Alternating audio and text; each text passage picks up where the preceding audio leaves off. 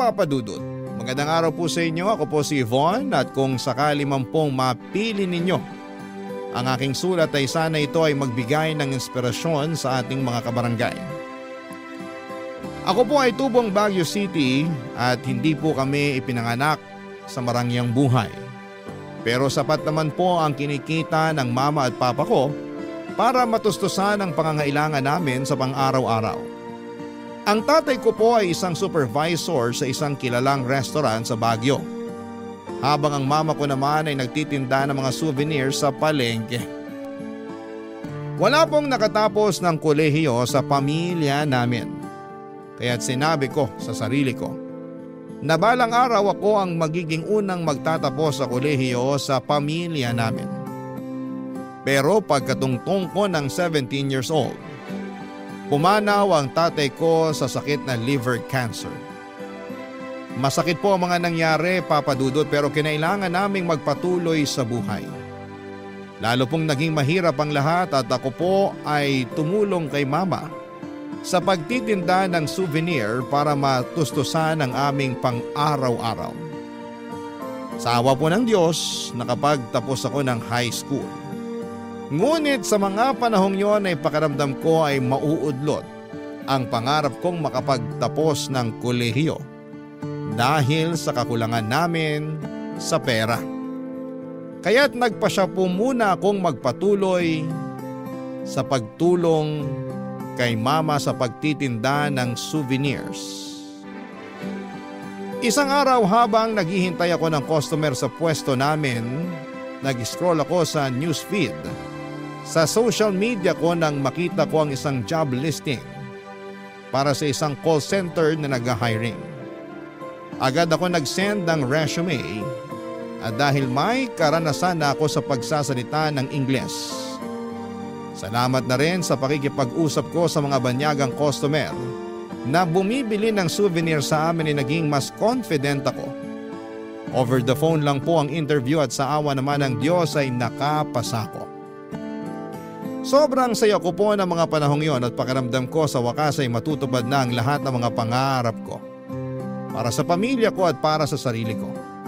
Kaya't hindi ko na po pinalampas kaagad at agad kong ibinahagi ang magandang balita kina mama at sa mga kapatid ko, Papa Dudut.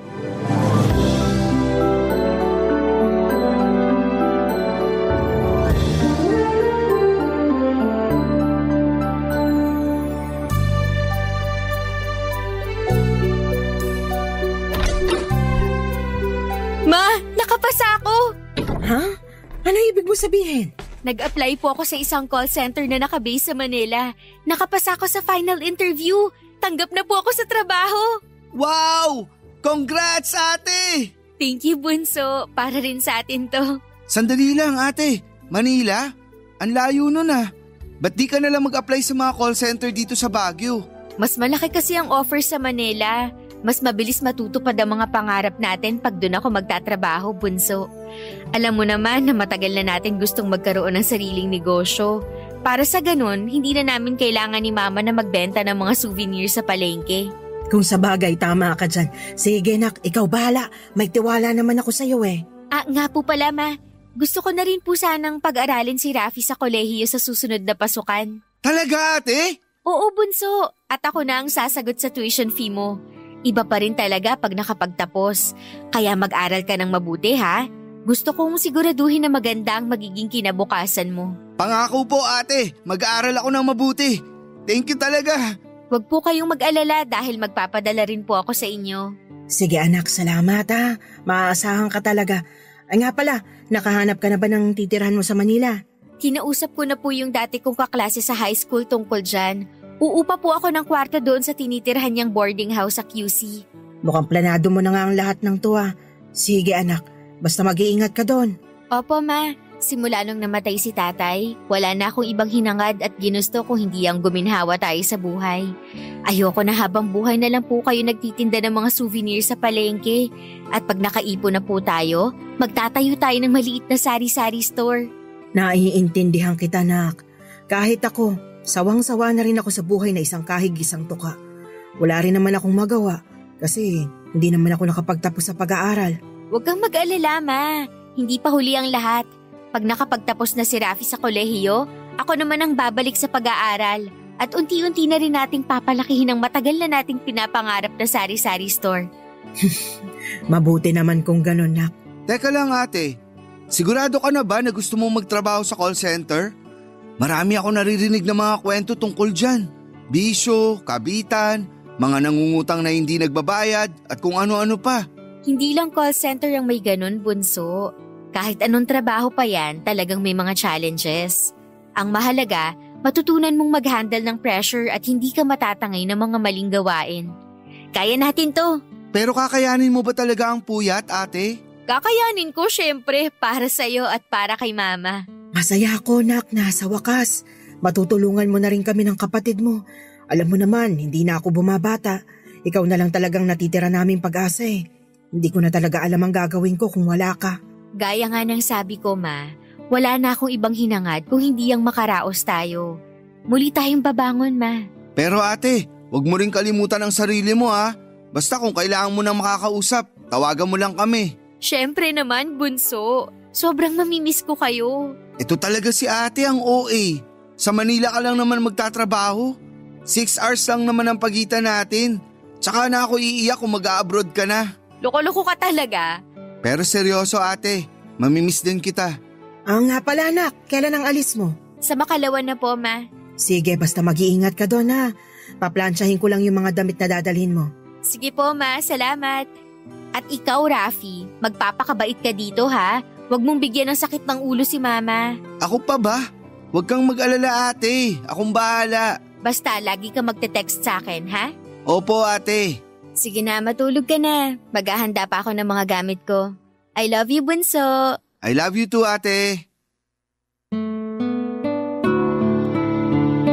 Agad akong lumuwas papunta ng Maynila noong Makalawa at sinundo ako ng isang kaklase ko sa bus terminal. Magaan naman ang mga unang linggo ko sa boarding house. At buti na lamang at napakiusapan ko ang may-ari ng boarding house na pumayag na bayaran ko siya kapag dumating na ang unang sahod ko. Maayos rin naman ang takbo ng trabaho ko sa call center at kalaunan ay nakapasa ako sa training at naging regular na empleyado. Pero papadudot, ang hindi alam ni na Mama at Rafi ay hindi pala ganong kalaki ang sahod. Lalo na kung baguhang kalabang at wala pang experience. Marami kasi ang nag-iisip na kapag call center ay malaki kaagad ang kita at akala ko ay ganon din noong una. Pero nang dumating ako sa Maynila para pumirma ng kontrata ay doon ko lang nalaman na hindi pala ganong kalaki ang offer. Lalo na sa mga bago sa industriya at lalong-lalo na kung marami kang pinagkakagastusan. Wala akong naging choice noon dahil karamihan sa mga hiring na call center ay naghahanap ng mga applicants na second year college level at pataas. Naisip ko na lamang ng mga panahon yun na sobrang swerte ko at nakahanap ako ng kumpanya na tumatanggap ng high school graduate. Sa kabila ng mga pagsubok ay hindi ko pa rin tinigilan ang pagtupad sa mga pangarap ko. Hindi ko na mabilang kung ilang beses din akong nag-overtime para makapagpadala ng pera kay Rafi para sa pag-aaral niya at kay Mama para sa pangarap namin na magkaroon ng sari-sari store. Halos wala nang natitira sa sahod tuwing kinsenas. Sakto lang para sa pagkain ko, upa sa boarding house at konting savings. Pero iniisip ko na lamang na bahalang araw magkakaroon din ng saysay lahat ng sakripisyo ko at hindi magtatagal ang ganitong sitwasyon. Nakasanayan ko na ang ganitong buhay pero hindi ko akalain na isang araw ay magbabago ang lahat ng dahil sa isang pangyayari na hindi ko po inaasahan. Nilooban yung boarding house namin at kasali sa mga ninakaw na mga kawatan ay yung perang naitabi ko galing sa sahod ko na i-deposit ko sana sa bank para sa savings ko. Para po akong pinagsakluban ng langit at lupa noong araw na mangyari yon. Hindi ako mapalagay pero syempre kinailangan ko pa rin magtrabaho ng gabing yon. Nang mga sandaling yon ay napansin ni Anthony, ang pinakamatalik kong kaibigan at katabi sa trabaho, na may mabigat ako na iniisip. Pero hindi ako ang tipo ng tao na nagsishare ng problema. Kaya itinago ko yung tunay kong pinagdadaanan. Nang mga panahong yon, Papa Dudut.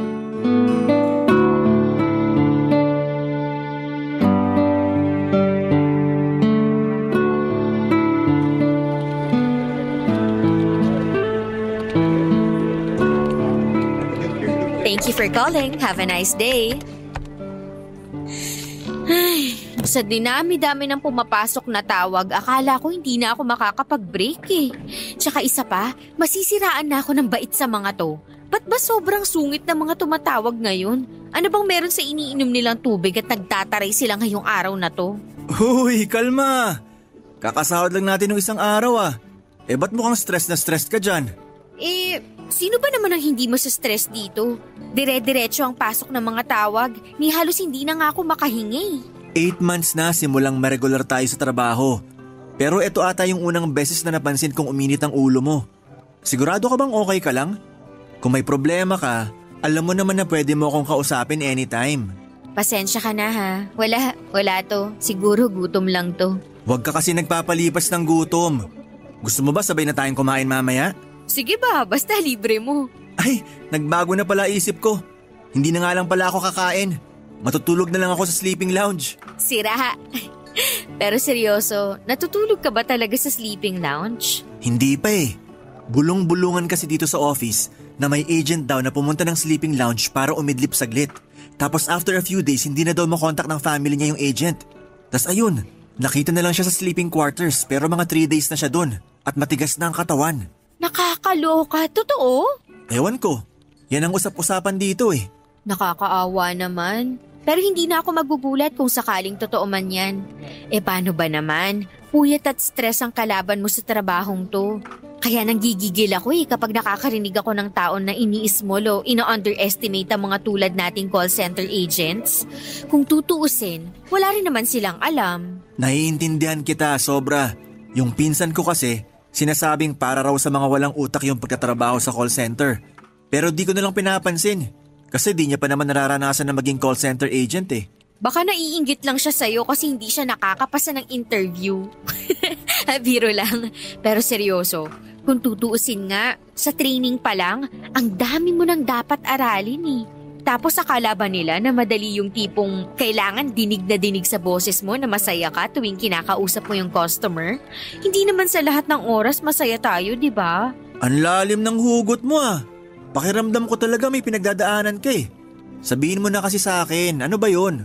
Alam mo, ikaw, ang kulit mo. Eto naman, di na naman ako ibang tao sa'yo, di ba? Ang tagal-tagal na natin magkatabi at magkasama sa trabaho. Kaya sige na, makikinig ako sa'yo, kahit ano pa yan. Ikaw, kalalaki mong tao pero tsismoso ka. Uy, grabe ka naman sa akin. Di ba pwedeng concerned lang ako sa'yo? Yung isa kasi nating katrabaho, gusto sana manghiram ng pera. Pero wala naman akong maipapahiram sa kanya. Kaya yun, nag-aalala ako na baka nagalit na sa akin yun. Nako, hayaan mo siyang magalit. Usong-uso dito yan eh. Paano ba naman? Kung tutuusin, pare-pareho lang naman tayo nagpapakapagod sa trabaho. Tas yung iba dyan, manlalamang pa sa kapwa nilang call center agent. Pakiramdam ko kasi yung iba dyan may lifestyle na hindi nila afford. Kaya yan, nababaon sa utang. Mismo, kaya ikaw, iwasan mo ang mga utang-utang na yan ha. Ayoko kasing ma-stress ka. Sayang naman yung maganda at cute mong mukha kung masisira lang ng dahil sa stress. Mahiya ka nga, napaka-corny mo naman. Wala na tayo sa high school, no? Alam mo ikaw, ang sama-sama at ang sungit-sungit mo sa akin. Kakampi mo kaya ako dito. Ganun ba? Mukha ka kasing kaaway eh. Nakakarami ka na ha. Pero pasalamat ka wala ako sa mood makipagbardagulan sa'yo. Napuyat kasi ako kagabi. Paano ba naman? May construction sa tapat ng bahay namin. Sobrang ingay. Di ako nakatulog ng maayos. Hala, paano yan? Buhay ka pa kaya pagkatapos ng shift natin? May 7 hours pa bago matapos ang shift natin, oh. Ang samahan mo talaga sa akin. Sarap mong kuruting sa pisngi. Siguro matutulog na muna ako sa sleeping lounge. May 10 minutes pa naman bago matapos ang break natin. Sana tabihan ka ng multo. Ipagdasal mo na lang na sana gisingin ako ng multo 10 minutes from now. Siya nga pala, may 10 minutes pa oh. Di ka man lang ba lalabas ng opisina? Okay na ako dito. Antayin ko na lang na matapos ang break natin. Sige, ikaw bahala. Mauna na ako sa'yo ah. Balikan kita after 10 minutes. Naku, kahit wag na. Pagkatapos ng usapan namin na yon ni Anthony Papadudut, may pumasok na ideya sa isipan ko. Wala na akong natirang pera ng mga panahong yon, saktong-sakto lang yung pera ko para sa pamasahe at pagkain. Kaya naisip ko na mas magiging magaan ang buhay ko kung hindi ko na kailangang magbayad ng pamasahe. Kaya naman nakapag-decide na ako na matulog na lamang sa sleeping lounge ng company namin. Pagkatapos ng shift ko noong araw na yon ay nagpaalam ako sa landlord nang inuupahan kong boarding house na aalis na ako at tumuloy na ako sa call center.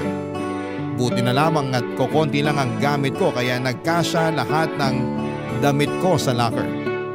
Siguro magtataka ang mga kabarangay natin kung bakit hindi na lamang ako naghanap ng mas murang boarding house o bed spacer. Siguro dala na rin ng trauma sa dati kong boarding house at para iwas na rin sa traffic ng Metro Manila. Hindi naging madali ang buhay sa sleeping lounge.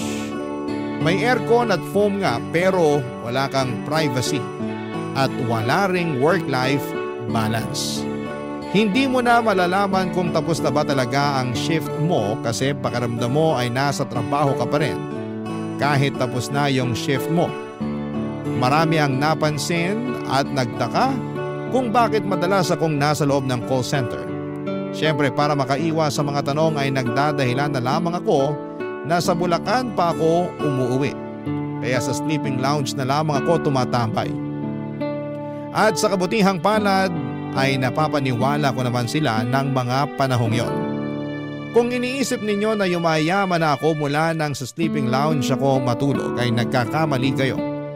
Konting pera na lamang ang natitira sa akin noon kasi regular ako nagpapadala kay mama para sa sari-sari store na pinapatayo namin. At kasabay noon, nagpapadala din ako kay Rafi para sa tuition fee at sa allowance niya. Pero sa mga panahong yon ay iniisip ko na lamang na darating ang panahon na hindi ko na kakailanganing matulog sa sleeping lounge. Alam ko na darating ang araw na magbubunga rin lahat ng mga pagsasakripisyo ko ng mga panahong yon, Papadudut. Barangay Love Stories. Barangay Love Stories. Sa kabila ng lahat ng pagod, Papadudut, ay may isang tao na naging dahilan ng mga ngiti ko. At yun ay walang iba kundi si Anthony. Tuwing kasama ko siya ay parang nawawala lahat ng pag-aalala at pressure sa buhay ko. Mas nagiging excited akong pumasok sa trabaho dahil sa kanya. Ang sweet din niya, Papadudut, dahil tuwing may problema ako sa customer ay agad niya akong tinutulungan at ganon din naman ako sa kanya. Yung mga simpleng asaran at kwentuhan na nagsimula lang sa mga biro ay unti-unti ay naging daan para magkaroon ako ng mas malalim na concern kay Anthony. Hindi ko namamalayan, Papadudut, pero sa bawat araw na lumilipas, mas nagiging bukas ako sa kanya. At tuwing uma-absent siya ay nararamdaman ko yung kaba at pag-aalala sa dibdib ko. Paramang may kulang sa araw ko kapag hindi ko siya nakikita. At hindi ko na rin namamalayan na parati ko na siyang kinakamusta. Parang natural na lamang para sa akin na magtanong kung kumusta siya, kung kumain na ba siya at kung ano ang nangyari sa kanya. Si Anthony na dati isang simpleng kasama lamang sa trabaho, ngayon ay parang naging isa sa mga naging taong hindi ko kayang mawala sa buhay ko. Lumipas ang 2 buwan at mas lalo pang nahulog ang loob ko kay Anthony, Papadudut. Pero sa totoo lang, nalilito ako noong mga panahong yon. Ang dami ko kasing iniisip na responsibilidad at ayokong mawala ng direksyon dahil lang sa isang pagmamahal na hindi ko pa alam kung paano haharapin. Kaya hindi ko nagawang aminin kay Anthony ang tunay na nararamdaman ko para sa kanya. Alam ko sa sarili ko at paulit-ulit kong sinasabi sa isipan ko na hindi madaling makipagrelasyon.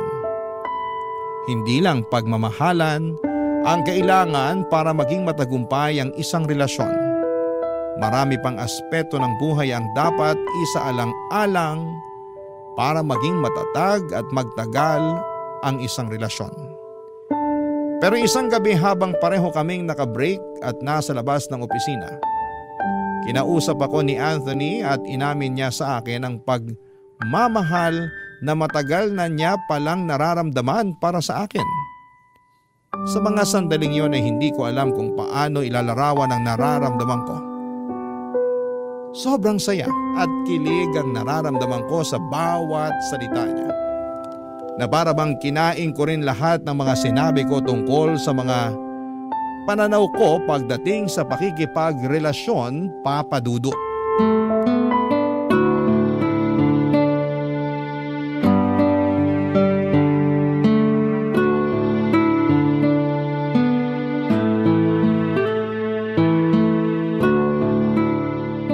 Yvonne, sandali lang.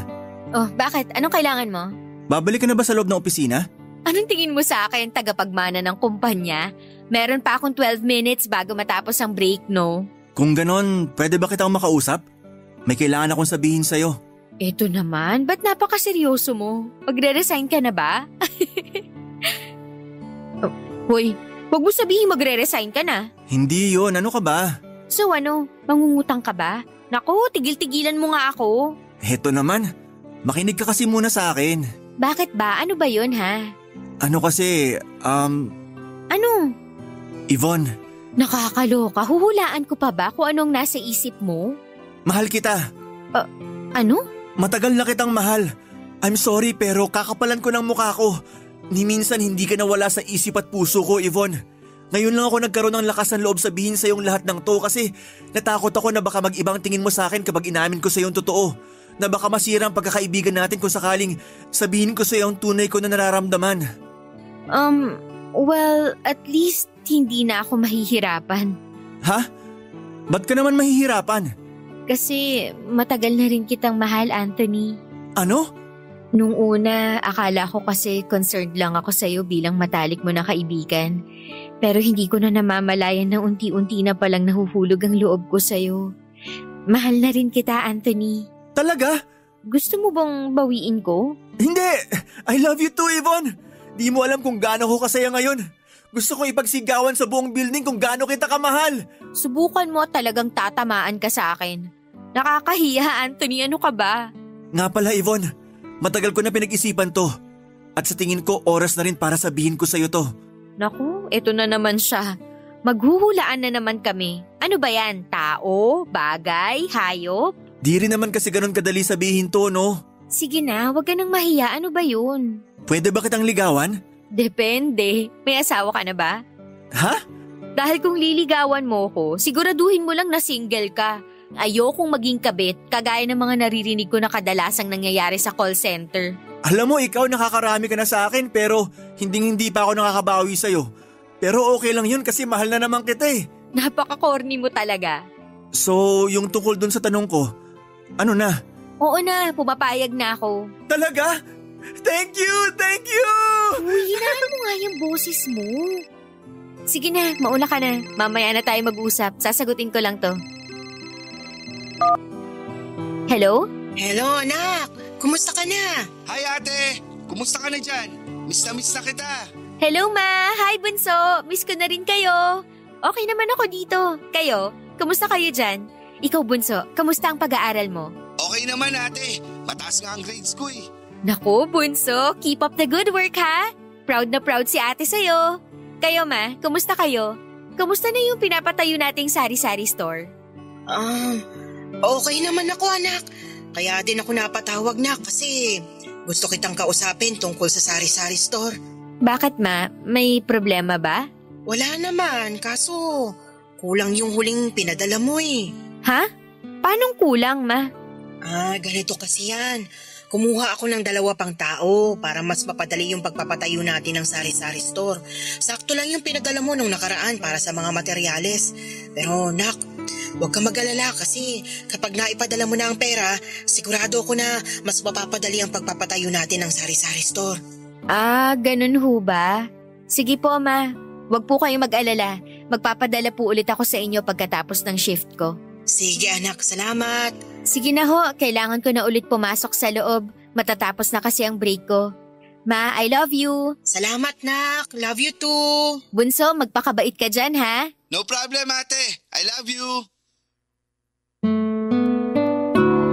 Papa Dudut, parang ako na ata ang pinakamasayang babae sa buong mundo ng araw na yon. Sa wakas ay inamin na rin ni Anthony sa akin na mahal niya ako at sa wakas ay malapit na rin matapos ang matagal kong pinapangarap na sari-sari store para kay mama. Hindi ko na mabilang kung ilang beses akong nag-overtime at ilang beses kong tinipid ang sarili ko para mapabilis ang mga plano ko sa buhay. Kasi mas gusto ko talaga na magnegosyo habang pinapaaral si Rafi. At least sa Baguio, kahit maliit lang ang bahay namin, may bahay kami at higit sa lahat ay magkakasama kami. Ganon pa rin naman ang routine ko. Tuwing Kinsenas, nagpapadala ako kay mama at kay Rafi. Kadalasan ay sakto na lamang para sa pagkain at pang-laundry yung natitira sa akin. Pero kahit papaano, may kakarampot na savings pa rin ako. Salamat na rin sa sleeping lounge na tinutuluyan ko. Lumipas sa mga linggo at niligawan na ako ni Anthony. Siguro ay marami sa mga kabarangay natin ang magtataka kung bakit sa sleeping lounge pa rin ako natutulog ng mga panahon na yon at bakit hindi na lamang ako tumuloy kina Anthony. Well, hindi ko pa kasi nasasabi sa kanya ang tunay kong sitwasyon. Ang pinakaayoko kasi sa lahat ay yung pakiramdam na nagiging pabigat ako sa ibang tao. Kaya naisip ko na mas makakabuti siguro kung walang makakaalam tungkol doon sa mga panahong yon. Pero kahit na ganoon ay naging masaya naman ako at matiwasay ang buhay ko. Hanggang isang araw, maglalag-in na sana ako sa computer ko nang bigla akong pinatawag ng supervisor namin. Sinabihan ako na huwag mag-log-in at pinatawag ako for one-on-one meeting. Doon ko nalaman na ite-terminate na raw nila ako kasi hindi ko na raw na-achieve ang quota na kailangan ng kumpanya. Nagulantang ako sa mga narinig ko kasi maganda naman ang performance ko ng mga nakaraang linggo at buwan. Talagang hindi lamang ako sineswerte ng isang linggong yon, kaya hindi ko natamaan ang quota ko. Hindi naman kasi laging maganda ang performance ng isang agent at may mga pagkakataon na hindi mo na kontrolado ang sitwasyon. At alam ko na marami sa ating mga kabarangay na call center agents ang makaka-relate dyan. Naiyak ako sa sinabi ng supervisor namin at dali-dali kong sinurrender ang headset at ang ID ko hanggang sa nakita ko ni Anthony na nagliligpit na ng mga gamit ko sa locker, Papa Dudut.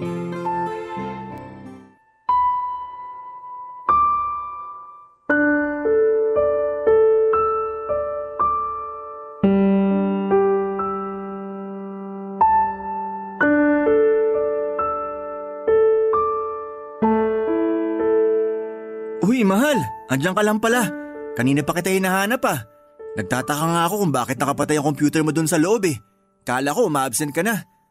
Tsaka ba't ang dami mong dalang gamit? Teka lang. Mahal, umiiyak ka ba?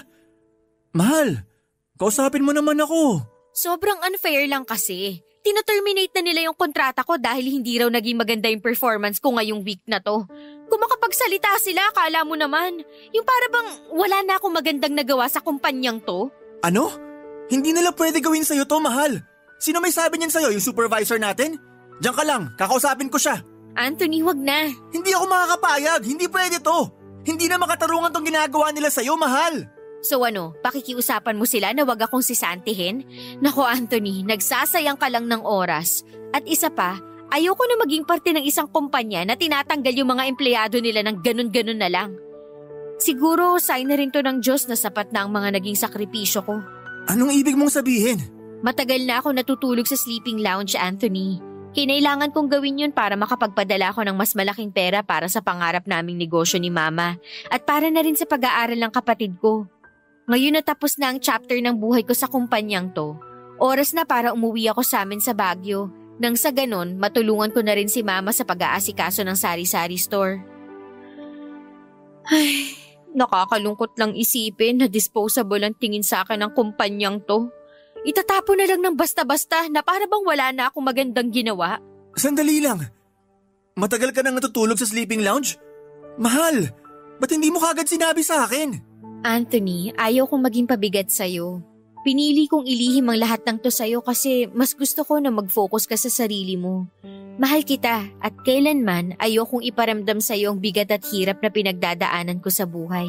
Mahal naman para mo naman akong ginawang inutil niyan. Nangyari na ang nangyari, Anthony. Wala ka nang magagawa doon. So, kailan ka uuwi ng Baguio?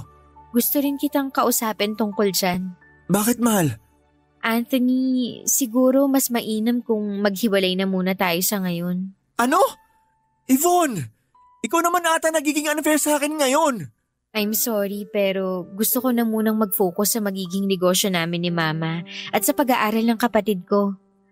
Anthony, maniwala ka, mahal kita.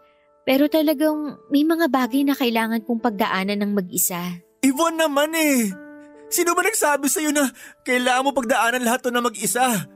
Andito ko, Yvonne. Mahal, please. Huwag mo naman gawin sa akin to. I'm sorry, Anthony. Pero buo na ang desisyon ko. Yvonne naman Di mo alam kung gaano kasakit ang ginagawa mo sa akin ngayon. Mahal. Nagmamakaawa ko sa'yo. Huwag mo akong iwan, please. Wala naman tayong problema, di ba? Yvonne, makinig ka sa akin. Hindi mo kailangan gawin to.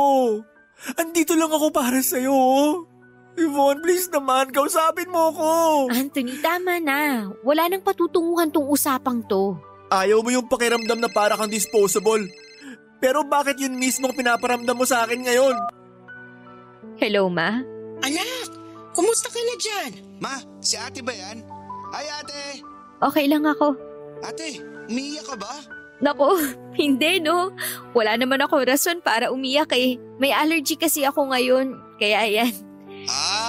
Siguro pagod na pagod ka sa trabaho ate. Parang ganun na nga. Nga pala, kumusta na yung pinapatayo nating sari-sari store? Ay nak, tungkol nga pala dyan. Huwag kang mag-alala. Malapit nang matapos ito. Konti na lang yung kailangang ayusin. Tas pwede nang lagyan ng groceries. Kailangan ko lang ulit ng pera para sa sahod ng mga tauhan natin dito. Kaya magpadala ka na sa susunod na linggo, ha, nak? Sige po, Ma. Huwag na ho kayong mag-alala. Ako na po ang bahala dyan. Nga pala ate, kailan ka ba uuwi dito? Nako, Bunso. Huwag mo na munang isipin yan. Basta, ipangako mo sa akin na mag-aaral ka ng mabuti, ha? At lagi kayong mag-iingat dyan. Opo ate. Sige na, Bunso. I love you, Ma. Ingat ho kayo. I love you. Sige anak, bye-bye. Hindi na po ako nag-abala na sabihin kay Mama at sa kapatid ko tungkol sa bala kong lumuwas ng Baguio, Papa Dudut. Alam ko na sigurado magtatanong sila kung bakit ako uuwi at ayokong sabihin sa kanila na nawalan ako ng trabaho at nakipaghiwalay ako sa boyfriend ko. Kasi hindi ko pa rin ganap na napoproseso ang lahat ng nangyari noong araw na yon. Minahal ko rin po ng buo ang trabaho ko sa call center. Oo, may mga pagkakataon talagang nababadtrip ako sa mga reklamo ng customers at halos nauubos na ang pasensya ko sa mga malditang customers. Pero eto rin na naging buhay ko sa mahabang panahon. Sobrang unfair ng pagkaka-terminate sa akin pero habang iniisip ko ang mga nangyari, naisip ko rin na kung kaya nilang magpatalsik ng empleyado ng ganon kadali ay baka may mas malala pa silang pwedeng gawin, hindi lang sa akin. Kung hindi sa ibang empleyado rin.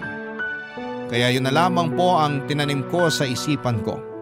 Para hindi ko na rin lubos na maramdaman ng panghihinayang at ang sakit sa pagpapatalsik sa akin sa trabaho.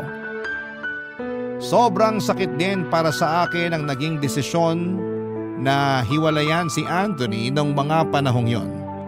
Siguro'y marami sa mga listeners ninyo ang magsasabi na selfish ako. Pero sa mga oras na yon ay yon ang akala kong pinakamabuting gawin. Ayokong idamay siya sa gulo ng buhay ko at mas pinili ko na lamang na maghiwalay kami kesa magdulot pa ng dagdag na problema sa kanya dahil sa mga pinagdadaanan ko. Naisip ko na baka balang araw kapag naayos ko na ang buhay ko, magkakabalikan kami ni Anthony, pero sa ngayon ay kinailangan kong ayusin muna ang buhay na naiwan ko sa Baguio. Napakasakit po na mawala ng trabaho at alam ko na hindi sapat ang kakarampot na savings ko para makaraos kami. Kaya ang tanging pag-asa ko na lamang ay ang sari-sari store na pinaghirapan kong buuin mula sa simula. Ayokong bumalik sa buhay na isang kahig isang tuka, Papa Dudut, at higit sa lahat ay ayokong maging dahilan pa ang lahat ng ito para magtrabaho pa ang kapatid ko para lamang makapag-aral siya. Kung may dapat magsakripisyo, ako na lamang. Basta siya ay makakapag-aral ng maayos nang walang sagabal. Lahat gagawin ko kahit masakit para sa mga mahal ko sa buhay, Papa Dudut. Kahit ang hiwalayan ang mahal ko. Barangay Love Stories. Barangay Love Stories. Agad kong nilagay ang mga gamit ko sa isang backpack at sumakay na ako ng bus pabalik ng Baguio ng gabing yon. Habang nakaupo ako sa bus ay hindi ko napigilan ang mga luha ko tuwing naiisip ko si Anthony. Sobrang nakakaramdam ako ng guilt sa ginawa ko sa kanya. Pinili kong makipaghiwalay dahil gusto kong protektahan siya, pero paano kung mas lalo pa palang nakasama sa kanya yung desisyon kong yon. Gulong-gulo ang isipan ko habang nasa biyahe at hindi ko alam kung tama ba ang ginawa ko o kung may ibang paraan sana akong ginawa, Papa Dudut. Pero sa kabila ng lahat ng yon, pinili ko na lamang na huwag munang mag-isip ng malalim. Inisip ko na lamang na mamaya ko na aayusin at pag-iisipan ang lahat ng mga bagay sa pag-uwi ko. Napansin ko din ang cellphone ko na may mga text messages mula kay Anthony, pero hindi ko na muna binuksan, Papa Dudut. Ang bigat kasi ng pakiramdam ko. At hindi ko pa alam kung ano ang sasabihin ko sa kanya o kung paano ko siya kakausapin.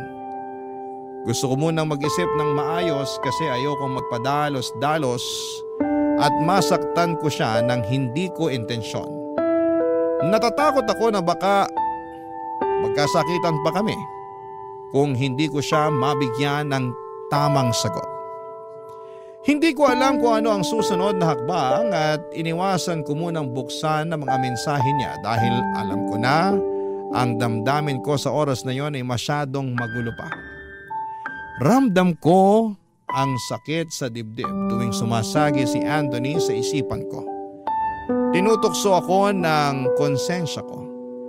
Nagdududa kung tama ba ang mga naging desisyon ko. Kung tama bang iwasan siya para hindi siya madamay sa lahat ng mga nangyari. Pero Papa Dudut, hindi ko po akalain na may mas matinding kurot pa palang darating.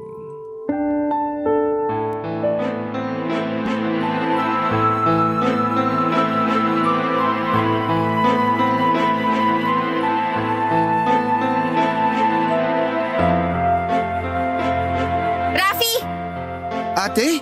Kailan ka pa natutong uminom at manigarilyo, ha? Ate, anong Hindi ako nagpakapagod sa Manila para lang matustusan yung bisyo mo, hayop ka. Ate, I'm sorry. Halika dito, pumasok ka nga sa bahay. Hindi pa tayo tapos, Rafi. Alam ba ni Mama tong mga pinaggagawa mo? Ano to, ha? Ba't wala ako nakikita niya-nino man lang ng sari-sari store dito? Ate, sorry talaga. Anak, ba't di ka man lang nagpaalam na darating ka pala? Maano to?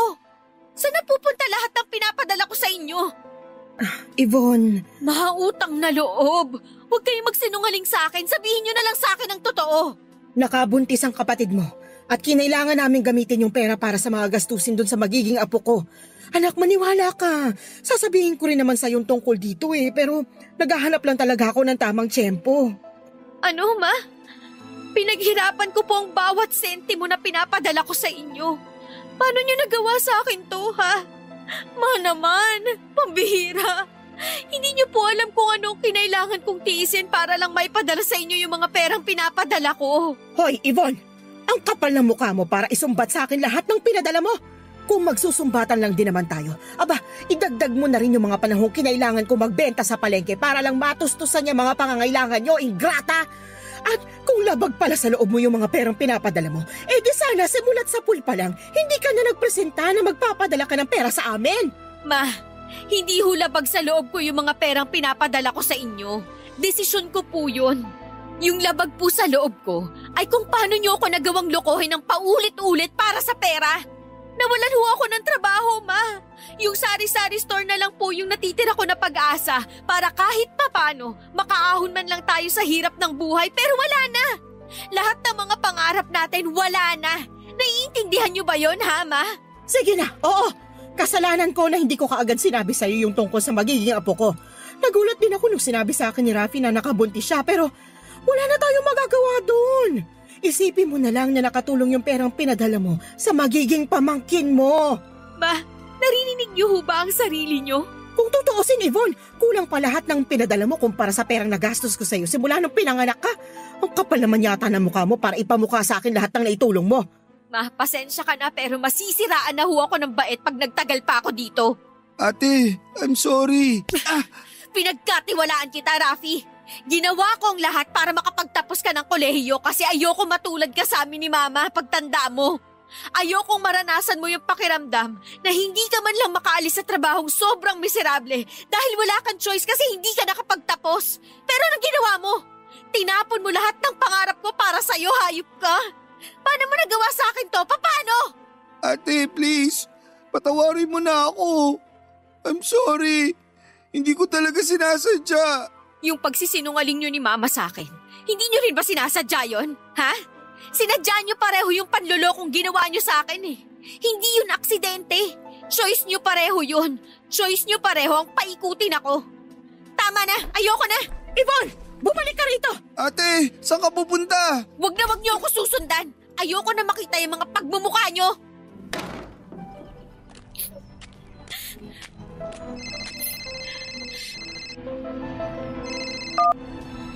Hello, Anthony? Yvonne, salamat naman. Akala ko di mo na ako kakausapin eh. Pasensya ka na, Anthony. Ngayon ko lang kasi napansin tong cellphone ko eh. Kumusta ka na nga pala? Sana okay ka lang.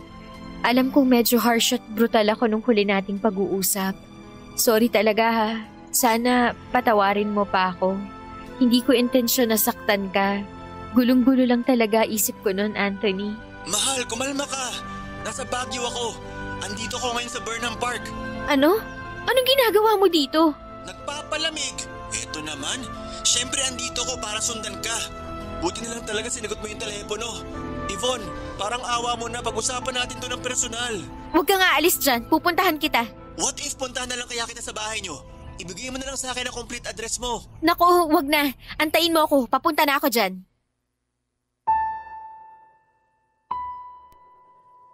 Natuloy ang pagkikita namin ni Anthony sa Burnham Park, Papa Dudut. At doon ko nalaman na nag-resign din pala siya sa call center na pinapasukan namin. Napagtanto ni Anthony na kung kaya nilang i-terminate ako ng walang makatarungang dahilan, hindi malayo na gawin din nila ito sa iba. Kasabay ng revelasyong ito ay doon ko na rin ibinunyag kay Anthony ang lahat ng mga nangyari sa bahay. Kung paanong naglahong parang bulang lahat ng pinaghirapan ko. Sa mga panahong yon ay kinomfort ako ni Anthony ng higit pa sa aking inaasahan. Naramdaman ko ang tunay na malasakit niya. At sa mga sandaling yon, tanong ko na lang sa sarili ko ay deserve ko ba talaga ang isang katulad niya. Nang gabing yon ay nag-book kami ni Anthony ng hotel sa Session Road at doon namin pinag-usapan ang mga plano namin. Napagkasunduan namin na ipagpatuloy ang naudlot naming relasyon. At niyaya ako ni Anthony na tumira na lamang sa apartment na inuupahan niya sa Quezon City. Pareho kaming nagtatrabaho ni Anthony pero sa ibang call center na. Sa sipag, tiyaga at dedikasyon, si Anthony ay naging supervisor at ako naman ay naging trainer. Pagkalipas ng ilang taon ay nag-resign kaming pareho at nakapagpundar na kami ng lupa, bahay at may maliit kaming convenience store. Pinagtutulungan namin ni Anthony na palaguin ang aming negosyo. At sa lahat ng mga biyaya, dumating din ang pinakamagandang regalo, ang aming malusog na baby boy. Ngayon ay masaya at tahimik na ang buhay namin ni Anthony at ang baby boy namin na pinangalanan naming Jeremy. Ngunit may mga pagkakataon pa rin na naiisip ko si mama at ang kapatid ko. Para bang may kaunting galit pa rin ang puso ko tuwing naaalala ko kung ano ang ginawa nila sa akin. Nakakalungkot kasi hindi ko inaasahan na ang pangarap kong buhay para sa aming tatlo ay ibang tao pala ang makakasama ko sa pagkamit nito. Simula nang lumayas ako sa bahay namin ay hindi ko na narinig ang mga boses nila. Ni minsan ay hindi nila ako tinawagan pero nanatili kaming friends ng kapatid ko sa social media. At habang nakikita ko sa mga photos niya na ligtas sila ni mama, iniisip ko na lamang na okay na sa akin yon. Hanggang isang araw sa isang pangyayaring hindi ko inaasahan.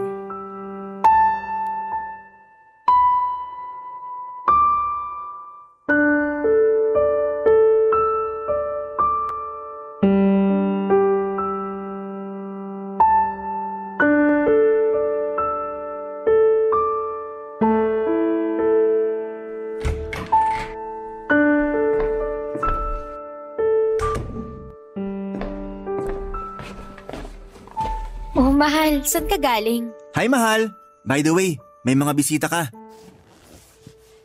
Anthony, sina Mama Trafi yan ah. Paano nila nalaman ang address natin? Sabihin mo sa akin, ikaw ba may kagagawa nito? Mahal, I'm sorry pero 5 taon ang nakakaraan simula nung lumayo ka sa kanila. Tuwing kinakausap kita tungkol sa kanila, hindi mo naman ako sinasagot. Pero bilang asawa mo, alam ko na matagal ka na rin binabagabag ng isipan mo. At alam ko na kahit may galit ka pa rin dyan sa puso mo, hindi naman nawala yung concern mo para sa kanila. Kaya naisipan ko na ibigay kay Rafi yung address natin sa social media para at least magkaroon man lang kayo ng closure. Closure? Sa susunod, yung bibig mong i-close mo. Kalalaki mong tao pero sobrang daldal mo. Pero tama ka, mahal. Oras na din siguro para harapin ko sila. Sige, mahal. Kaya mo yan. Ako na magbabantay kay Jeremy dito sa loob. Sige na, harapin mo na sila.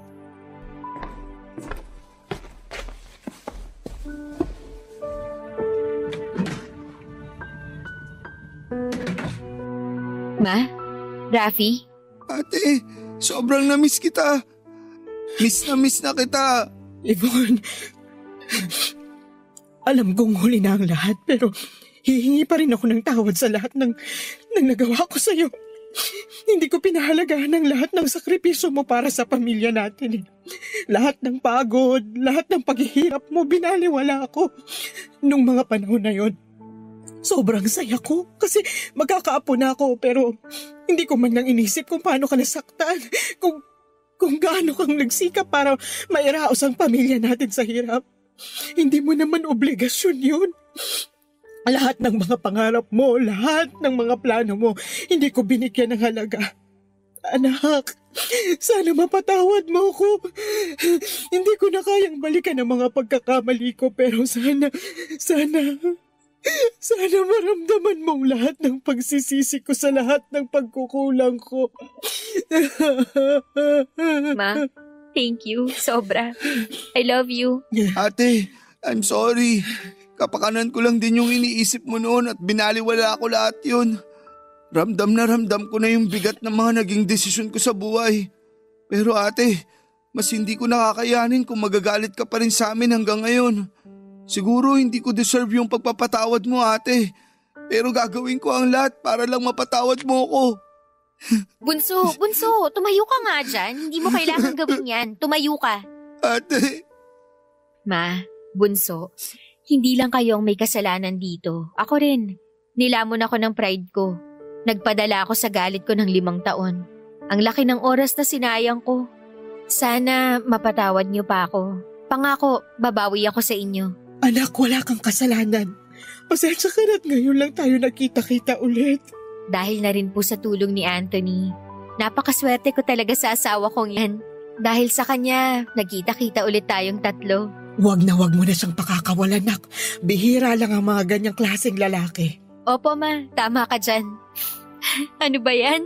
Tigilan na nga natin tong drama na to. Nga pala bunso, eto na ba yung pamangkin ko? Opo ate, 5 years old na po si Scott. Scott? Ang cute naman ng pangalan niya. Nako, sigurado akong magiging matalik na magpinsan sila ng anak ko na si Jeremy. Ipagdadasal ko na lang talaga na sana hindi kasing pilyo mo itong si Scott paglaki niya. Nako, wag ka nang umasa. Tingnan mo na lang ang mukha ng batang yan. Kamukhang-kamukha ng kapatid mo, di ba? At hindi lang ang mukha, pati na rin yung ugali. Manang-mana sa kapatid mo. Pero at least cute, di ba? Yan ang gusto ko sa iyo, ate. Nga pala bunso, nasaan na nga pala ang nanay ni Scott? Ayun, sumama sa Amerikano at hindi na nagpakita sa amin.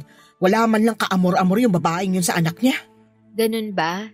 Huwag ka mag-alala bunso, pagsubok lang yan, makakabangon ka rin, promise. Paano ate? Paano pa ako makakabangon kung sinayang ko na yung binigay mong pagkakataon sa akin para makabangon sa buhay? Sige ganito, dito na muna si Baby Scott sa amin. Kami na ni Mama ang bahala sa kanya. Mas mainam na rin yun. At least may kalaro si Baby Jeremy.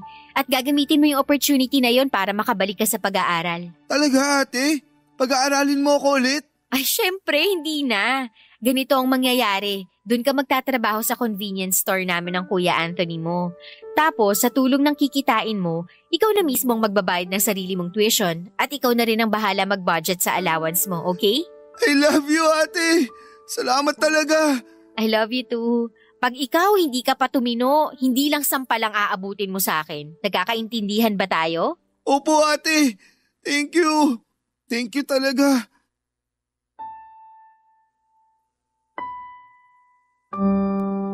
Okay na kami ng pamilya ko, Papa Dudut. Si Rafi ngayon ay nasa kolehiyo, kumukuha ng architecture at nagtatrabaho pa rin sa convenience store namin. Si Mama naman ay patuloy na nagbabantay sa anak ni Rafi na si Scott at tuwang-tuwa naman si Mama sa pagbabantay sa apo niya. Pero bilang mag-asawa, syempre kailangan namin ni Anthony ng privacy.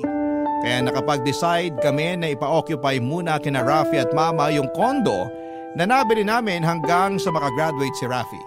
Lalo na't bakante naman ito. Okay naman sila Mama at Rafi sa desisyon namin yon, kaya tuwing weekend na lamang kami nagkikita-kita para sa mga bata. Tungkol naman sa naiwang bahay namin sa Baguio ay pinag-iisipan pa namin kung ipaparenovate o ibebenta. Siguro magbibigay na lamang po ako ng update sa inyo sa mga susunod na taon kung sakaling mabasa nyo pa ito. Para sa akin naman, nagbalik na ako sa pag-aaral at kumuha ako ng kursong journalism. Medyo mahirap pagsabayin yung pagbabantay ng bata at pagtitake ng classes at pagpapatakbo ng convenience store, pero kinakaya ko dahil na rin sa tulong ng asawa ko na si Anthony. Minsan nga ay tinatanong ko pa rin yung sarili ko kung deserve ko ba talaga ang magkaroon ng sobrang bait na asawa na katulad niya. Marami po akong na-realize sa dinami-dami ba naman ang nangyari sa akin. Pakiramdam ko po ay magiging kasing kapal ng encyclopedia itong letter ko kung iisa-isahin ko yung mga natutunan ko sa buhay. So siguro isang mahalagang aral na lamang muna ang gusto kong ibahagi sa ating mga kabarangay ngayon. Sa pagiging magulang ko ay na-realize ko na ang pagiging magulang ay hindi lang isang responsibilidad, kundi isang malalim na pagdedesisyon na may malaking epekto hindi lamang sa atin kundi sa mga anak natin, sa kanilang kinabukasan at maging sa komunidad. Kung sakali man pong matanggap ninyo ang aking sulat, Papa Dudut, taos-puso po akong nagpapasalamat sa inyo sa pagbigay ninyo ng pansin sa aking kwento. Ang inyong forever kapuso at kabarangay, Yvonne. Dear Papa Dudut, magandang araw sa inyo at sa lahat ng mga katulad kong panatiko ng Barangay Love Stories. Tawagin niyo na lamang po ako sa palayaw kong Athena. 35 years old at isang call center agent dito sa Makati. Matagal ko na talagang pinag-isipan kung magpapadala ba ako ng sulat sa inyong istasyon Nang sa ganon ay mabasa ito ni Papa Dudut at makahingi na rin ng payo sa ating mga kabarangay. Kailangan ko rin kasi dahil medyo naguguluhan ako sa kung ano ang dapat at tama kong gawin. Bali magsisimula ang lahat sa pagiging bigo ko sa pag-ibig. Hindi man ako perpektong tao pero hindi naman ako gumagawa ng masama, Papa Dudut. Kaya nagtataka ako kung bakit maila pa rin sa akin ang swerte na makatagpo ng lalaking magmamahal sa akin ng totoo. Simula nang ma-in love ako ay nakatatlong boyfriend na ako. Bago ko nakilala ang nakarelasyon kong lalaki for 5 years. Live-in na nga kami at ready nang mag-level up sa aming pagsasama, kaso noon lang pong 2019 ay merong nangyari na hindi ko po inaasahan, Papa Dudut.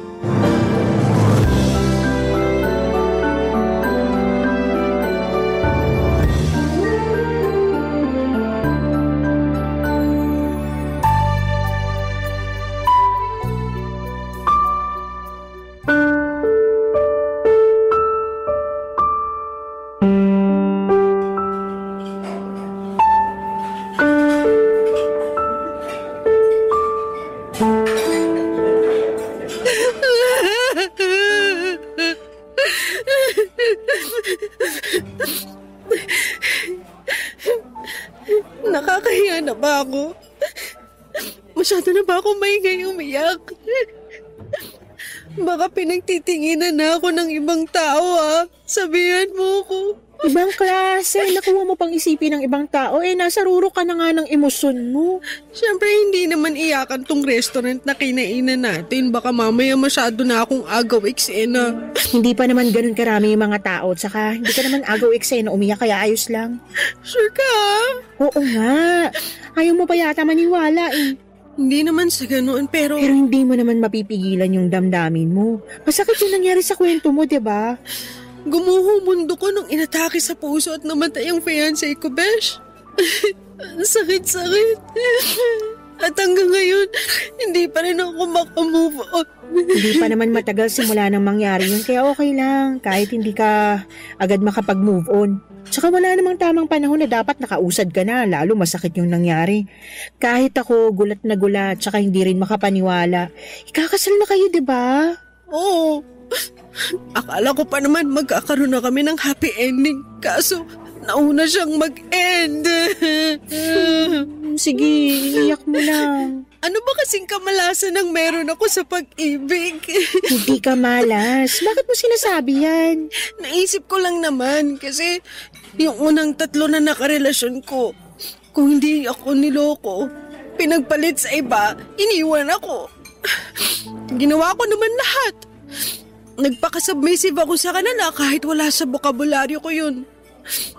Tinanggap ko rin yung mga kapintasan nila at yung mga pagkukulang sa relasyon namin kasi wala naman talagang perpekto sa mundo.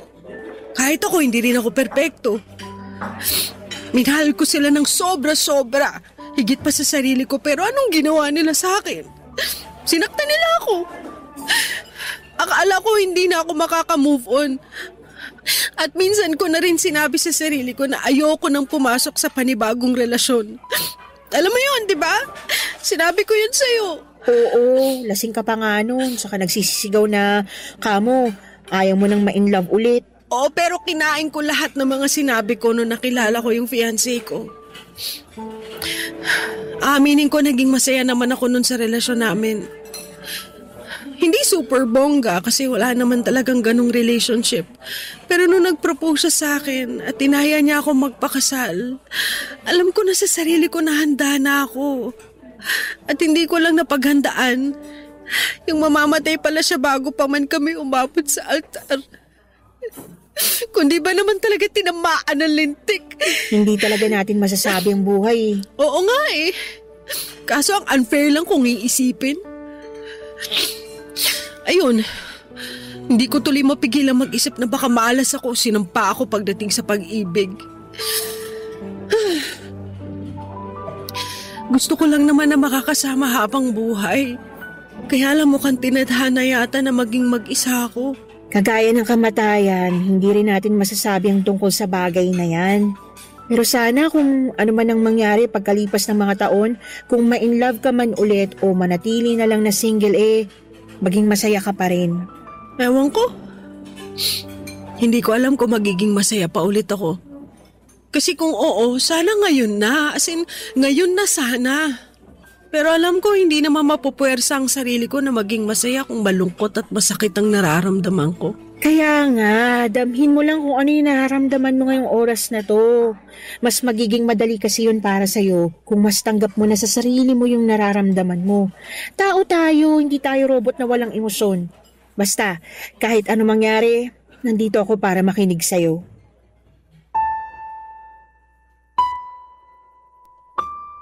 Papadudot katulad ng sinabi ko kay Daisy, kundi ako niloko at pinagpalit ng unang 3 lalaki na nakarelasyon ko noon ay namataya naman ako ng long-time partner.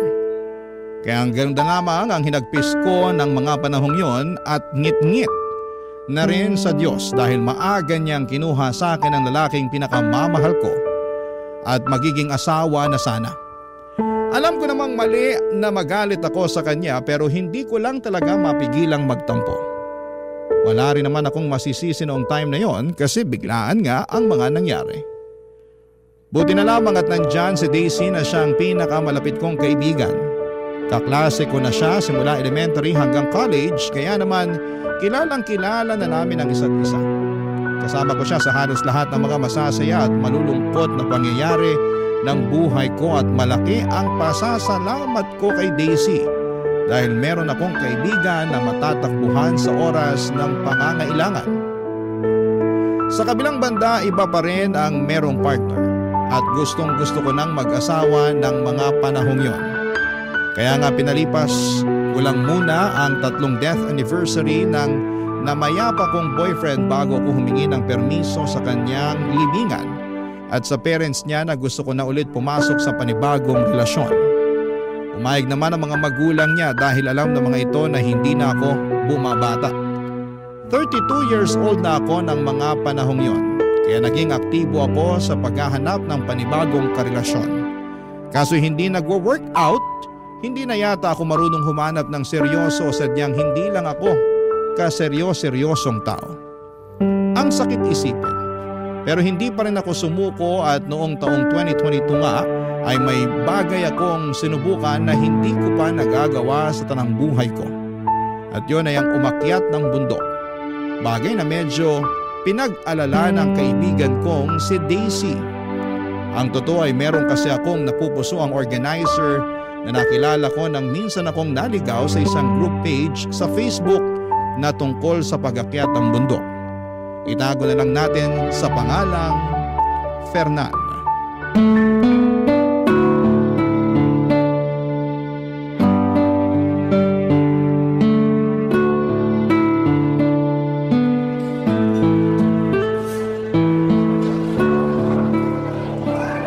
Grabe! Namiss ko ang burger nila rito.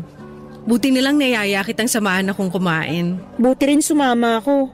Nai-stress ako sa asawa ko Bakit? Ano na naman bang ginawa ng kulokoy na yun? Nahuli ko na namang nang bababae. At pinatawad mo na naman. Ano pa nga ba? Ay! Tanga. Alam ko namang tanga ako Pero mahal ko Sana isang araw magising ka na lang na hindi mo na siya mahal. Para kayanin mo nang iwanan ng tukmol na yun. Ako naawa sa'yo Kasi hindi rin naman to yung unang beses na nahuli mo siyang nambababae. Oo. Hindi ko na rin mabilang. Ibig sabihin sobrang dami na? Ganun na nga at sobrang daming beses ko na rin siyang pinatawad. Pambihira! Pero wag na natin pag-usapan kasi nasistress lang ako. Di naman ako nakipagkita sa'yo para ikwentong nangyayari sa amin ng mister ko. Mas concerned kasi ako dun sa sinabi mong... Ano nga ulit yun? Alin sa mga sinabi ko, ang dami na. Yung plano mong umakyat sa bundok? Oo! Excited nga ako Pero kakayanin mo kaya? Baka naman hindi mo kayanin. Sobra ka naman. Hindi ko naman sinasabi na hindi mo kaya, pero nag-aalala lang ako kasi dinig ko mahirap daw yun Delikado tsaka nakakapagod. Buti sana kung di kita kilalang reklamador sa konting lakad pa nga lang tapos magbubundo ka pa talaga. Grabe ka. O bakit? Hindi ba totoo? Well, totoo naman. Natawa lang ako kasi nasingit mo pa talaga yan. Hindi ko kasi maiwasan lalo, naloka ako nung sinabi mong plano mong mamundok. Malay mo, magustuhan ko, tsaka naniniwala naman akong kakayanin ko. Wala kang choice kasi pag nandun ka na mapapasaba ka talaga. Tapos manghihinayan ka na lang sa binayad mo. Kesa naman ginaganyan mo ako, ipagdasal mo na lang na makababa ako sa bundok na aakitin ko nang hindi nalulumpo. Lalo tuloy akong kinabahan.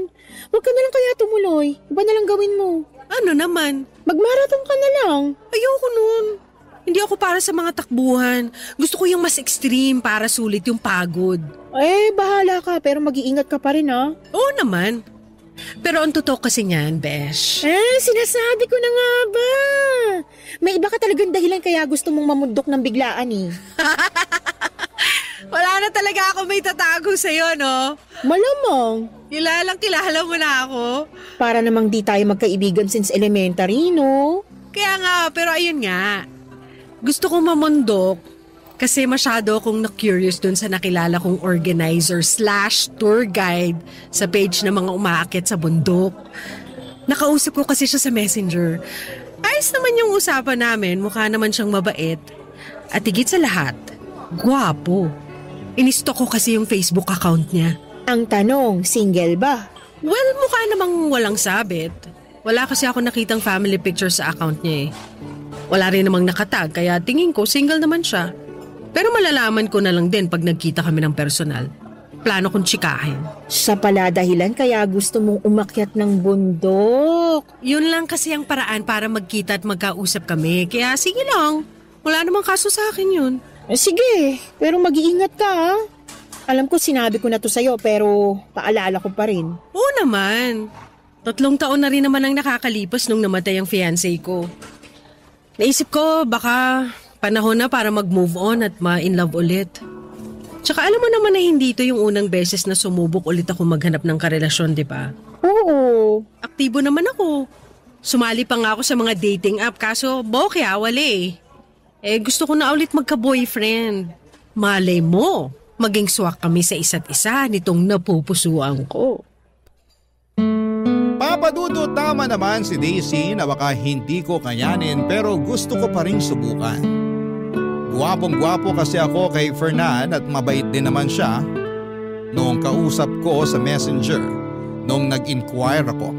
Kaya nga kahit kakaba-kaba ay tinuloy ko ang pag-akyat ng bundok. Si Fernan nga ang tour guide namin noong araw na yon at masasabi ko na inalagaan niya kami paakyat at pababa ng bundok.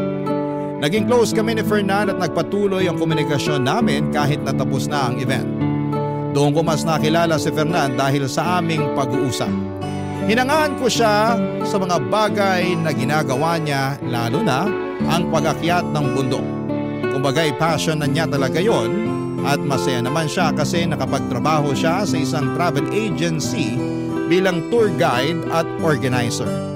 Kaya nga pinilit kong sabayan ang lifestyle ni Fernan sa pamamagitan ng pagbubuk ng mga tour at pag-request na siyang maging tour guide namin, Papadudot. Barangay Love Stories. Barangay Love Stories. Papadudot, nagbunga ang aking pagpapapansin kay Fernan at mga pagsama-sama sa mga inorganize nilang tour.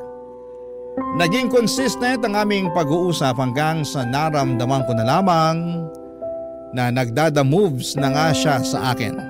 Siyempre nagpakipot muna ako ng konting-konti lang. Pinaramdam ko sa kanya na hindi ako interesado. Pero kating-kati na talaga akong sagutin siya noong niligawan niya ako. Kaya lang may iba akong plano. Around December 2022 ay nagdesisyon akong akyatin ang pinakamataas na bundok sa buong Luzon, ang Mount Pulag, na siyang pangatlo naman sa pinakamataas na bundok sa buong Pilipinas. Ang nag-book ako ng tour sa travel agency kung saan nagtatrabaho itong si Fernan. Advance booking yon, kaya bago pa man dumating ang eksaktong petsa ng pag-akyat namin, ay naghanda na ako mula sa outfit, mula sa trail food na dadalhin ko, extra money at sarili ko syempre. And fast forward, inakyat na nga namin ang Mount Pulag. At nung nasa tuktok na kami ni Fernan ay doon ko na ginawa ang matagal ko ng plano, Papa Dudut.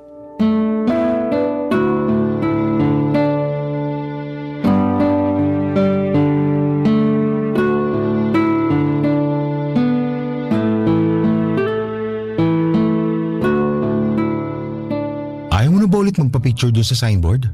Ayoko na. Nakarami na rin naman ako eh. Sa bagay, nakapag-group picture na rin naman tayo. Oo, at ang dami mo na rin nakuhang picture sa akin. Kaya gustong-gusto kong sumasama sa tour nyo kasi may instant photographer na rin kami. Ang gaganda pa ng mga kuha mo, parang professional. Salamat, pero alam mo naman na pagdating sa'yo, ibapitik ko. Naku, napakabolero. Hindi kaya yun, Bola. Sa kabuti, maganda rin ang panahon dito sa summit ng Mount Pulag.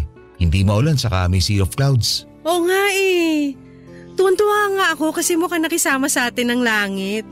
At grabe, hanggang ngayon hindi pa rin ako makapaniwala na naakyat ko na ang pinakamataas na bundok sa buong Luzon. Kaya nga, masaya ako kasi sa wakas, nagbunga na rin ang ilang buwan mong training at pag-akyat sa mga mas mabababang bundok.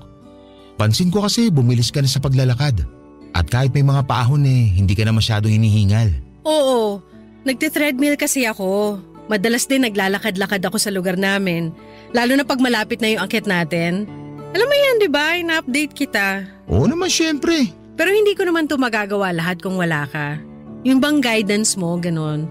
Ang tsaga mo magturo at umalalay sa aming mga baguhan eh. Syempre.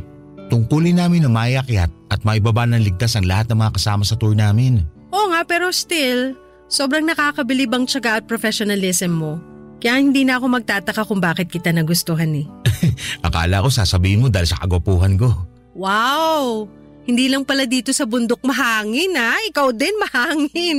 Grabe ka naman. O bakit, hindi ba? Hindi. Bakit din? Anong bakit din? Hindi ba ako gwapo para sa'yo? Yan tayo eh. Sagutin mo na lang kasi. Well, sa totoo lang Oo, doon tayo sa totoo lang. Oo, tama ka. Gwapo ka nga talaga. Gwapong-gwapo na ako sa'yo nung unang beses pa lang tayo nagkausap sa Messenger. Kailan yan? Nung nag-inquire ka sa akin tungkol sa event na ino-organize ko? Oo. Aaminin ko mas naintriga ako sa'yo kesa dun sa inong-organize mo. Pero baka naman lumaki ulo mo dyan Babawiin ko sinabi ko. Hindi, wala nang bawian. Nasabi mo na Pwede ko pa rin bawiin. O sige na. Hindi na ako mga-asar pero seryoso. Anong seryoso? Aanin ko naman tong agwapuan ko kung wala naman akong girlfriend na kasing ganda mo. Huy! Seryoso ako sa sinabi ko. Saka, ilang buwan na rin kitang nililigawan. Sana napatunayan ko na sa'yo na totoo yung nararamdaman ko para sa'yo. Na mahal kita. Napaisip lang kasi ako kung meron ba akong tsansa sa puso mo. Meron naman. At tama ka naman sa mga sinabi mo. Napatunayan mo na sa akin ang nararamdaman mo sa ilang buwang panliligaw mo kaya nakapag-decide na ako na oo. Ha? Ha? Hotdog! Athena naman. Anong oo? As in, oo. Oo, sinasagot na kita. Pumapayag na ako maging girlfriend mo. Seryoso ba yan?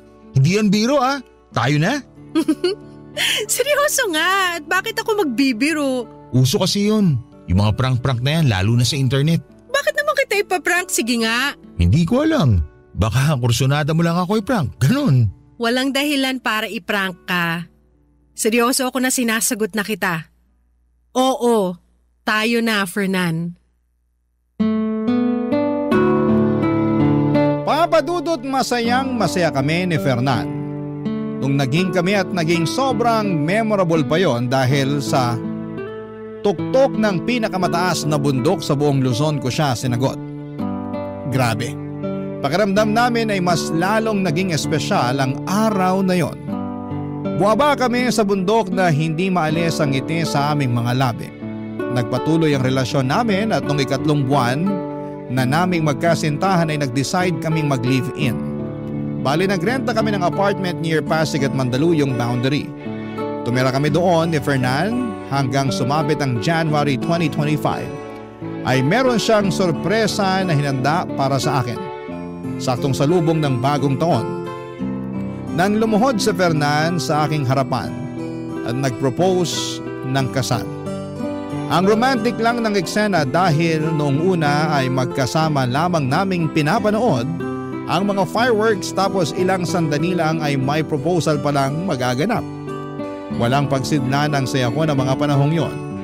At noong mga sumunod na araw ay masaya akong nakipagkita kay Daisy upang ibalita na sa wakas ay engaged na kami ni Fernan, Papa Dudut.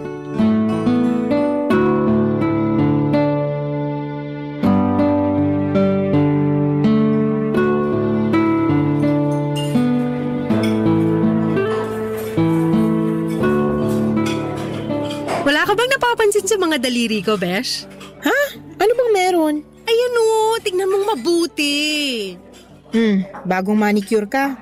Ganda ng nail art mo Saka Tanga, hindi yan ang gusto ko ipakita. Ano ba kasi yun? Tignan mong mabuti. Sige ka, magtatampo ko pag hindi mo napansin. Teka, ito na nga OMG! Totoo ba yan? Totoong-totoo, engaged na kami ni Fernan.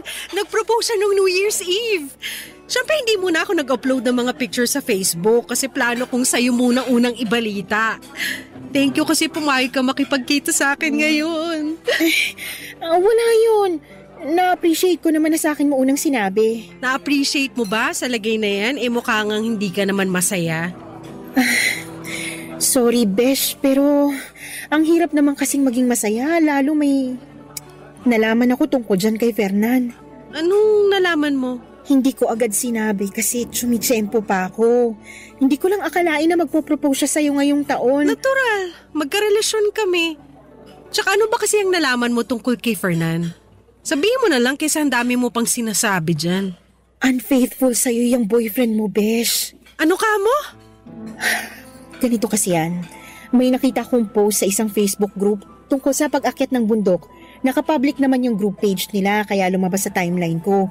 Nung chinek ko, hindi ka naman member doon kaya malamang hindi mo yun nabasa. Ano nga yung nabasa mo doon sa post? Kalma ka lang pwede. Parang kulang na lang kainin mo na ako ng buhay. Paano ko kakalma yung sinisiraan mo yung boyfriend ko? Hindi ko sinisiraan ang boyfriend mo. Siya ang sumira sa sarili niya. Lalo hindi ko lang isang beses nabasa ang pangalan niya dun sa mga post na may kinalaman sa pag-akyat ng bundok. Blind item nga siya dun Sabi dun sa mga post, may isang organizer daw na mahilig mangharot ng mga joiner. Nakikipag-usap daw tungkol sa tour tapos sa huli, makikipaglandian. Hindi ako naniniwala sa mga sinasabi mo. Hindi kita pinipilit na maniwala pero wala ka bang napapansin kakaiba kay Fernan? Wala! Kaya nga hindi ako naniniwala sa'yo. Tsaka malay mo, kapangalan lang niya yung sinasabi dun sa post. Hindi lang naman siya yung nag-iisang Fernan sa mundo, no? Alam ko naman yun, pero may iba kasi ako nababasa na dinidescribe yung Fernan na sinasabi nila At naisip mo na agad na yung boyfriend ko ngayon? Oo. Bang klase? Hindi ako makapaniwala na ganyan ka pala. Anong ganito ko? Na masyado ka nagpapapaniwala sa mga blind item. Tapos na pangalanan lang naisip mo na agad na boyfriend ko? Kaya nga tinatanong kita kung wala ka bang napapansin sa boyfriend mo, di ba? Sinabi ko na wala, di ba? Alam mo masyado kang mapanira. Sinisiraan mo yung boyfriend ko sa akin? Binibigyan lang kita ng warning. Anong klaseng warning yan sinisira mong relasyon namin? Tinaon mo pa talaga nakaka-propose lang niya. Para ano? Para hindi matuloy ang kasal namin? Napakasama mo namang tao. Naturingan ka pa namang kaibigan. Sorry, pero malakas lang talaga ang kutob ko na iisang taong tinutukoy nila sa blind item at ang boyfriend mo. Kilala mo naman ako, di ba? Hindi ako nag-iimbento. Tsaka, kung gusto mo, ipapakita at ipapabasa ko sa iyo yung mga screenshot ko tungkol dun sa issue Ikaw na lang ang magsabi kung nagsisinungaling ako. Papa Dudut, kahit na may pinakitang mga screenshot si Daisy ng issue na nabasa niya sa isang group page sa Facebook at binanggit nga doon ang pangalan ni Fernan, ay hindi pa rin ako naniwala. Naka-anonymous kasi ang post tapos ay naisip ko na baka sinisiraan lang ang fiancé ko. Kung totoong siya nga ang tinutukoy doon. Palibhasa ay sikat na sikat siya at kilala talagang organizer at tour guide. Nagalit din ako kay Daisy dahil sinira niya ang mood ko na dapat ay masaya ng araw na yon. Naisip ko na baka gusto lamang niya na hindi matuloy ang wedding namin ni Fernan. Kasi kahihiwalay lang nila ng asawa niya noong 2024. Baka gusto niya na pareho kaming maging single at miserable. Hindi naman tama yon kasi kung totoo ko siyang kaibigan, ay wala siyang ibang gugustuhin kundi ang maging masaya ako, Papa Dudut. Barangay Love Stories. Barangay Love Stories. Papa Dudut, hindi ko na nga kinausap si Daisy ng mga panahong yon. Kahit chat siya ng chat sa akin sa Messenger. Basta iritado ako sa kanya at pakiramdam ko. Anumang sandali ay sisirain niya ang kaligayahan ko. At kahit na nagsorry na siya sa akin at gusto lang daw niya akong makita para masamahan ko siya, dahil malungkot siya sa paghihiwalay nila ng asawa niya ay binaliwala ko siya. Ayaw kong malungkot kasama niya kaya tinis ko na hindi siya kitain habang abala sa paghahanda ng wedding namin ni Fernan. Civil wedding lang ang plano namin gawin kaya sa reception na lamang kami bumawi at sa honeymoon. Ayoko kasi ng engrandeng kasal at ganon din naman si Fernan. Sa April 2025 na sana ang plano naming pagpapakasal. Kaso around March ay may nangyari. Isang araw ay nagaya ang mga kaibigan ni Fernan ng jamming at house party overnight sa condo unit ng isa nilang barkada. Mga dati silang kaklase ni Fernan na ipinakilala na rin naman niya sa akin kaya tiwala ako na nasa mabuti siyang kamay. Pinasasama nga niya ako kaso panggabi ako noon sa trabaho at ayokong umabsent. Kaya si Fernan na lamang ang pinapunta ko basta mag-update lamang siya sa akin. Wala naman akong trust issue sa fiancé ko at malaki ang tiwala ko sa kanya, Papa Dudut. 6:00 ng umaga ang out ko noon sa trabaho at nung umuwi ako ay nasa apartment na namin sa Fernan. Tulog na tulog at mukhang lasing na lasing. Buti na lamang at hinatid siya sa bahay ng mga barkada niya. Patulog na sana ako noon pero naisipan kong kunin ang cellphone ng kinakasama ko. Hindi ko gawain ang makialam ng personal niyang gamit pero that time ay may kung anong enerhiya ang nag-udyok sa akin at tignan ang messaging app niya. At doon nga ay may nakita at nabasa ako na siyang dahilan para mag-alboroto ako sa galit, Papa Dudut.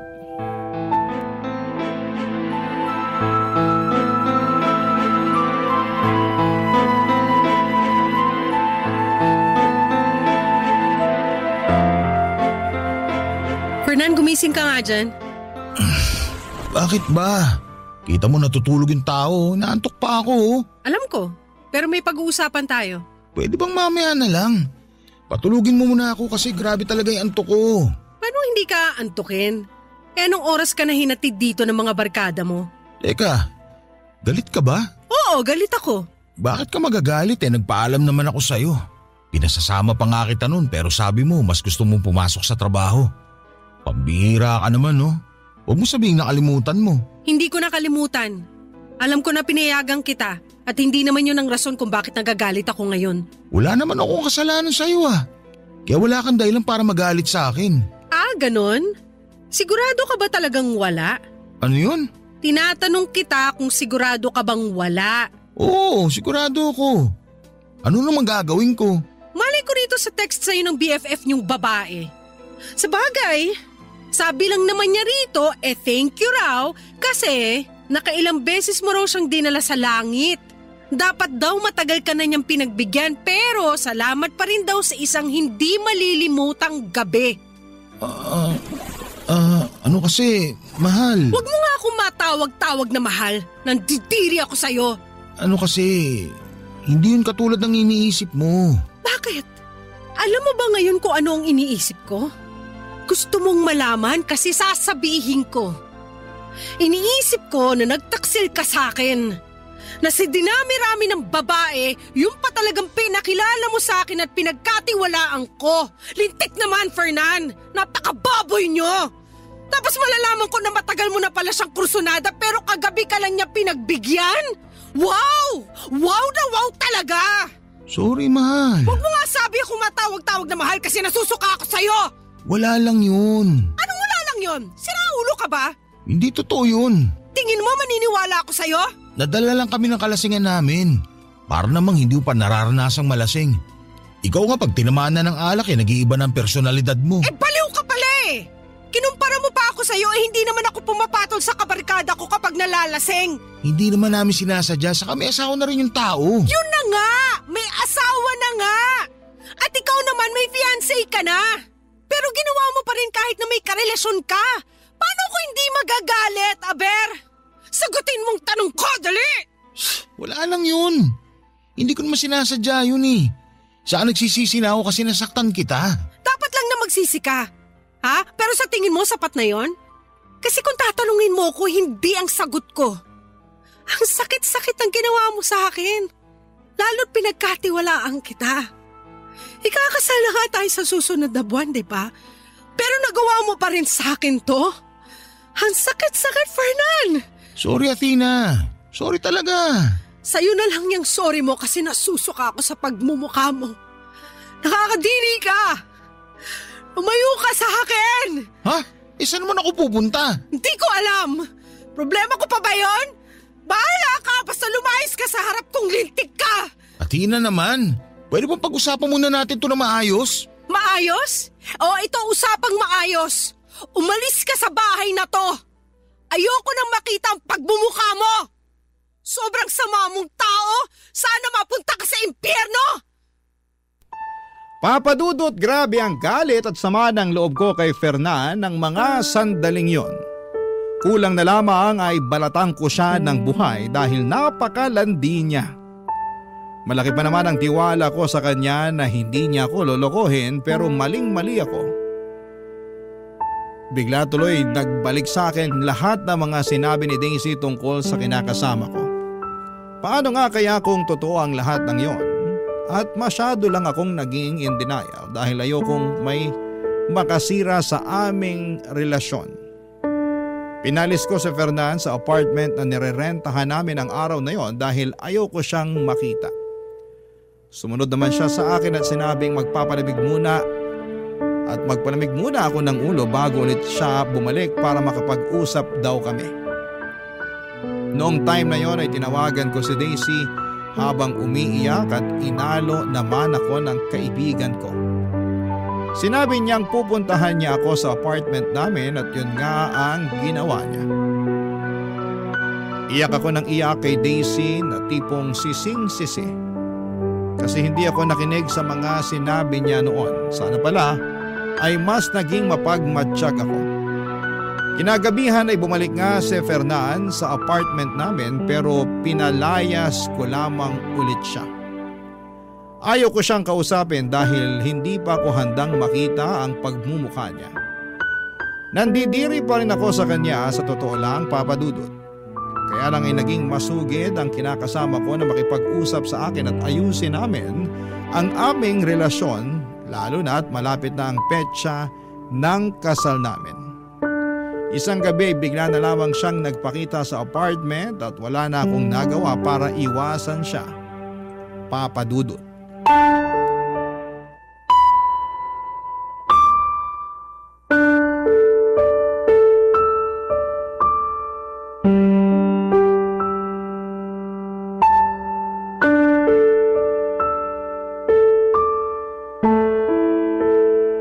Di ba sinabi kong hindi pa ako handang makipag-usap sa'yo? Ayaw ko pa nga makita yung pagmumukha mo pero ang kapal mo rin talaga makipagkita sa akin ngayon, no? Hindi ka na nahiya? Kinapalan ko na talaga ang mukha ko kasi gustong-gusto kita makausap. Ano pa bang pag-uusapan natin? Marami. Una na doon yung tungkol sa relasyon natin. May relasyon ba tayo? Oo naman. Saka ikakasal na nga tayo, hindi ba? Sa tingin mo talaga gusto ko pa rin makasal sa katulad mong manloloko? Athena naman, huwag mo naman gawin sa akin to. At bakit naman hindi? Ikaw nga hindi ka nagdalawang isip na galawin yung tropa mong babae, di ba? Masarap siya, di ba? O bakit ako ang kinukulit mo? Bakit hindi siyang puntahan mo tapos share kayo ng mister niya? Total mga hayop naman kayo. Tao lang naman ako, nagkakamali rin. Hindi mo na ba ako mapapatawad? Ang tagal na natin, oh. Oo nga, matagal na tayo. Pero sa tingin mo maliit na kasalanan lang yung ginawa mo? Kasi kung oo, aba, nasisiraan ka na talaga ng ulo. Hoy, para sa kaalaman mo, sobrang sakit ng ginawa niyo sa akin ng kaibigan mong babae. At kahit na hindi siya yung kasama mo na gumawa nun sa akin, malaking kasalanan pa rin na niloko mo ako. Sabi mo nga, di ba ikakasal na tayo? Pero naisip mo pa rin na lokohin ako. Dapat ba ginawa ko pagkatapos ng kasal natin? Para hindi ka magalit sa akin ng ganyan? Ay, baliw! Kasi yung sinasabi mo parang ganun na rin eh. O di sana ginawa mo na nung bago pa lang tayo para hindi na umabot sa ganito na malapit pa akong maikasal sa manlolokong katulad mo. Hindi ko nga sinasadya yun. Patawarin mo na ako. Nadala lang naman kami ng mga damdamin namin eh. Saka ikaw ang mahal ko. Kung mahal mo talaga ako, hinding-hindi mo may isip na saktan ako. Kaso wala kang isip eh, kaya nagawa mo yun. Tingin mo maniniwala pa ako ngayon sa sinasabi mo? Hindi ko na mababago nangyari na. Kaya nga magagawa ko na lang humingi ng tawad. Pero nangangako ko na magbabago na ako para mas maging karapat-dapat sa'yo. Ayoko mawala ka sa akin kaya pagbigyan mo pa ako. Pag ginawa ko pa ulit yung bagay na yon, ako na mismo makikipag-iwalay sa'yo. Wow ha! Salamat sa assurance at pakonsuelo mo. Nakakatuwa namang marinig yan. Grabe! Grabe ka na talaga! Athena, sige na. Nagmamakaawa na ako. Huwag mo naman sa akin gawin to. Mahal na mahal kita eh. Bigyan mo pa ako ng pangalawang pagkakataon. Binibigay lang ang second chance sa mga taong deserving. Kaya nga pagsisikapan ko na maging deserving. At paano mo gagawin yun? Sige nga. Araw-araw kitang liligawan. Saka ipaparamdam ko sa'yo kung gaano kita kamahal.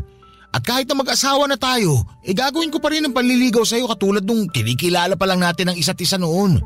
Kaya sana naman maniwala ka sa akin at bigyan mo pa ako ng pangalawang pagkakataon para patunayan sa'yo lahat ng mga sinasabi ko. Ewan ko pero madali lang naman magsalita at magsabi ng mga pangako na anumang sandali mapapako lang din. Tsaka anong assurance ko na hindi mo na ako lolokohin? Nagawa mo na nga isang beses. Malamang magagawa mo pa yan ulit. Sige, sabihin mo, paano pa kita pagkakatiwalaan? Sinira mo na yung tiwala ko sa'yo. Kaya nga pagsisikapan ko maibalik yung tiwala na yun na nawala dahil sa pagiging mapusok at makasalanan ko. Sorry na talaga, Tina. Sising-sisi na ako sa nagawa ko. Napakatanga ko naman kasi. Saan ka naging tanga? Kasi nalaman ko? Siyempre hindi. Mabuti na yung malinaw. Tanga ako kasi sinaktan ko ang babaeng mahal ko. Kaya patawarin mo ko. Hindi ko na uulitin. Pangako yan.